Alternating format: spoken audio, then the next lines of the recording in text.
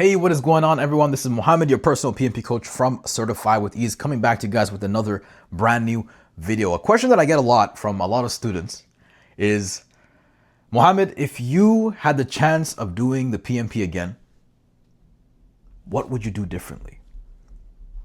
Now, if you don't know my story, I took a Udemy course, I studied the PMBOK guide, and I was solving maybe thousands and thousands of problems. Failing the mock exams, I didn't know what was going on.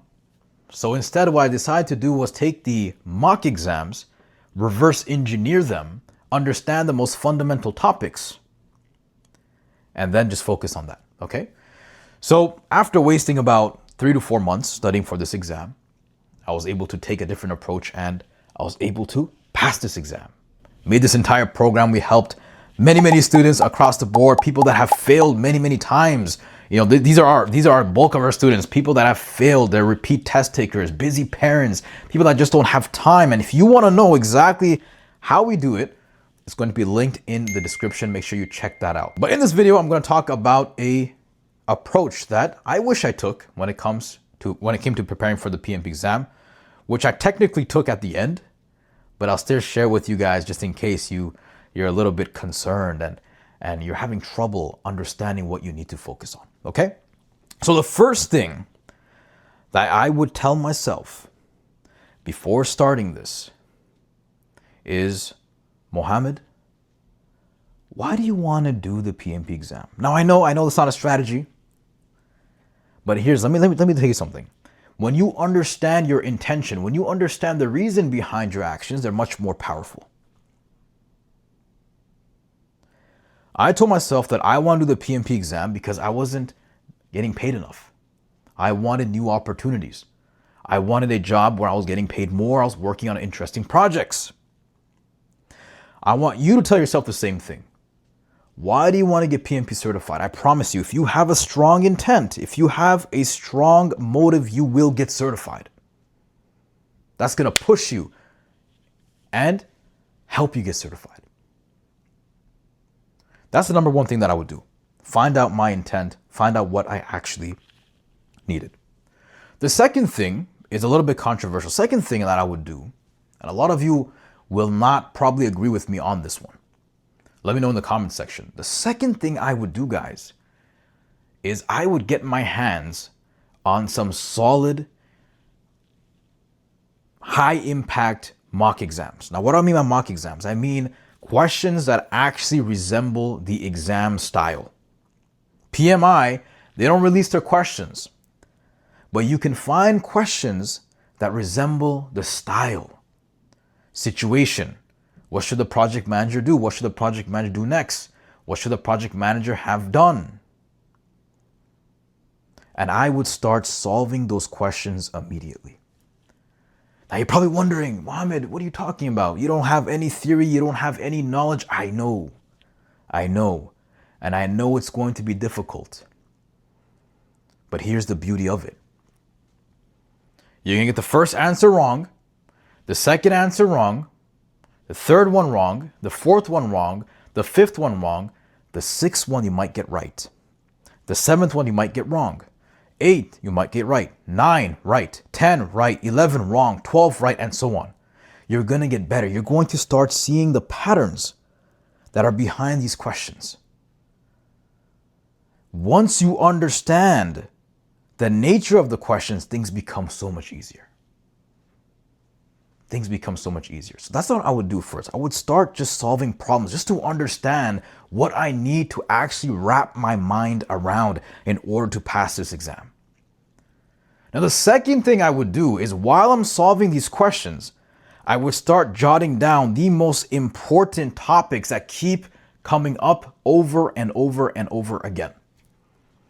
So if you solve some PMP questions, or if you solve some mock exam questions, you would see that, for example, risk management comes up a lot. I would write that down, meaning that I have to study all the theory related to risk management. You're going to see stakeholder engagement. I have to study all the theory related to stakeholder engagement. You're going to see other things left and right. You're going to see different topics that will help you understand that this is what I need to focus on. Things that you're not going to see, ITTOs, you're not going to see much of that.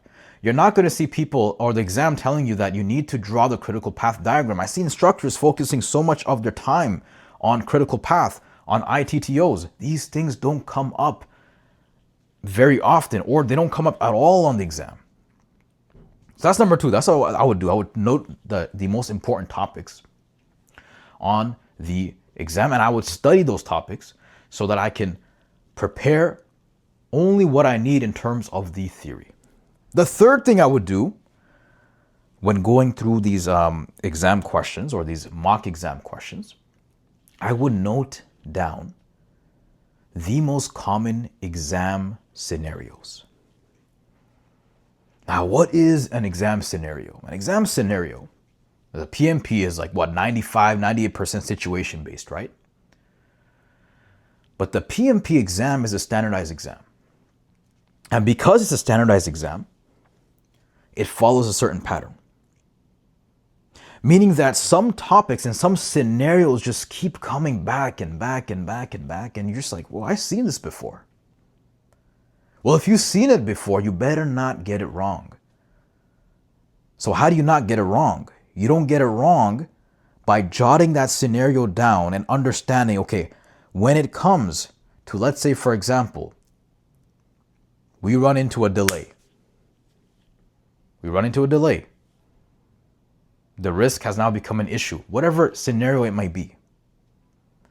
If you keep seeing that scenario, you better ask yourself, okay, how does the PMI want me to approach this scenario? How does the PMI want me to solve this specific scenario? Does it want me to take a step back? Does it want me to refer to the issue log? Does it want me to refer to the risk register? What does the PMI want me to do? Not my company, not my experience. What does the PMI want me to do? And once you understand that, you'll know how to solve every single exam scenario that you can face on the exam. Now, this is tedious, a lot of work. You have to solve maybe thousands and thousands of problems. If you don't want to do that, we've included the most important topics and what exactly you need to study. You can download it. It's going to be in the description. It's going to be linked in the comment section as well. So take advantage. It's all for free. You can access it and you can use it. All right, so those are three things. Number 4 is going to be mastering the PMP mindset. You cannot pass this exam. You cannot pass this exam without the PMP mindset. The PMP mindset, if you're new to this channel, and if you are new, please watch the PMP mindset video. It's a very powerful video. The PMP mindset video showcases 23 principles that will help you answer questions in seconds. And what's the logic behind these principles? The logic behind these principles is that it summarizes the most important theory, the most important exam scenarios. Now, if you're new to this channel, the 23 PMP mindset principles, they help you understand how to answer questions in seconds. Probably wondering how. The mindset principles summarize exactly what we've already mentioned. They summarize the most important concepts and theory. And they summarize the most important exam scenarios and topics. All right, so 3 points. Theory, topics, scenario. I would work with these mindset principles. I would understand them.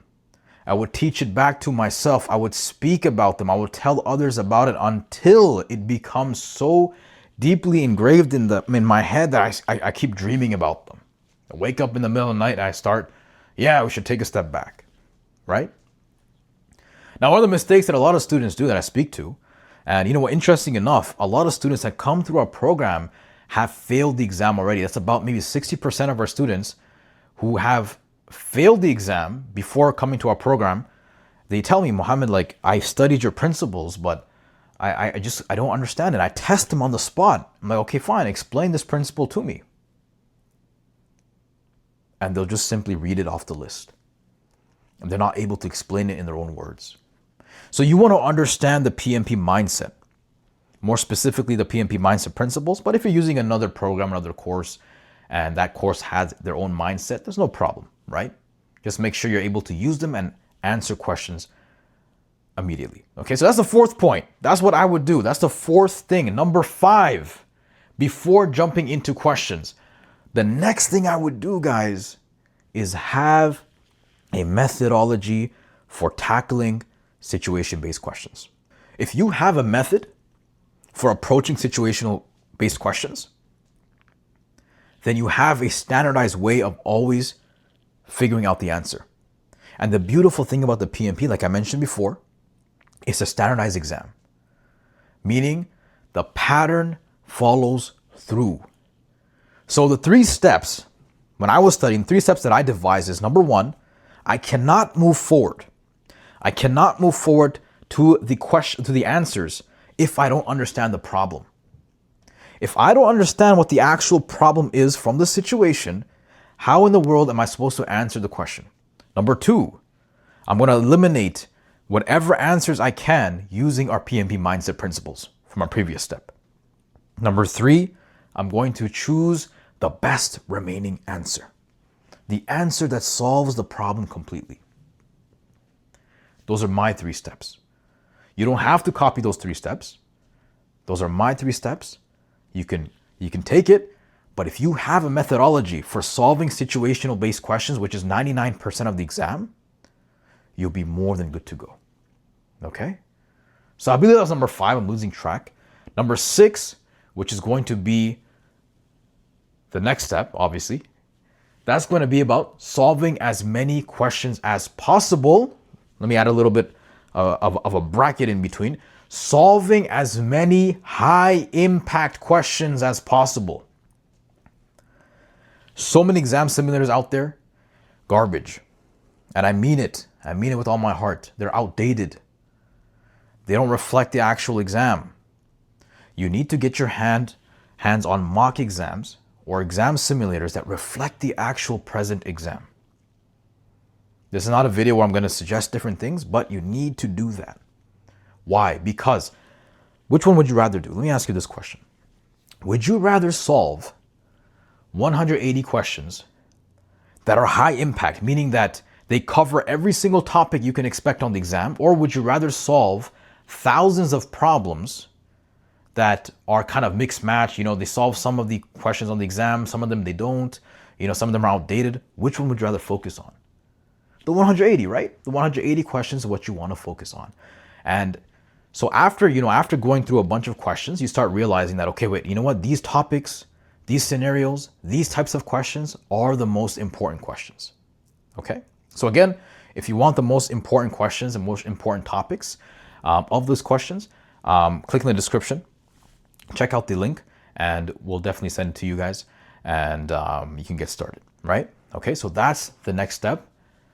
Once you are comfortable with solving problems, we're going to do 2 things, okay? The next thing that I would do if I was restarting and, you know, starting fresh again and practicing and preparing for this exam is I would use an exam simulator that doesn't have a timer in the beginning. Because I want to really understand and use my steps, use my methodology, understand what I need to focus on, understand my mistakes, and not be distracted by the time. And the next thing that I would do, once I'm comfortable in solving problems, I would transition to a timed exam simulator. I would save that for the end. I would time myself. I would make sure that I'm below 1 minute and 15 seconds per question. And once I get to that stage and once I'm getting high scores, I would take the actual exam. Those are the steps. I actually lost count, but those are the steps that I would do if I was restarting again. And just to give you guys a quick summary again, you know, number 1, I would practice on questions immediately. Start practicing on questions. Once you practice on questions, you'll understand, okay, what topics are the most relevant topics? Number 3, you know, that was number 2. So number 3, what are the most common exam scenarios? Right? What are the questions that I need to focus on? So after those questions, I would then transition into the exam simulators. Okay? That's what I would do differently when it comes to approaching or preparing for this exam. If you're interested in knowing more about the approach, about exactly what you need to prepare for this exam, the exam scenarios, the most common exam scenarios, the most common types of questions, the most common or the most important theory you have to understand for the exam. Everything is going to be linked in the description with a nice schedule so you know exactly what to do every single week for the next 30 days. Okay, you can also book an appointment with us so we can make you a custom game plan. You can also check out our PMP Accelerator program in that appointment. If it fits your needs, why not join the project team? I'll see you guys in the next video. Take care and have a fantastic rest of the day.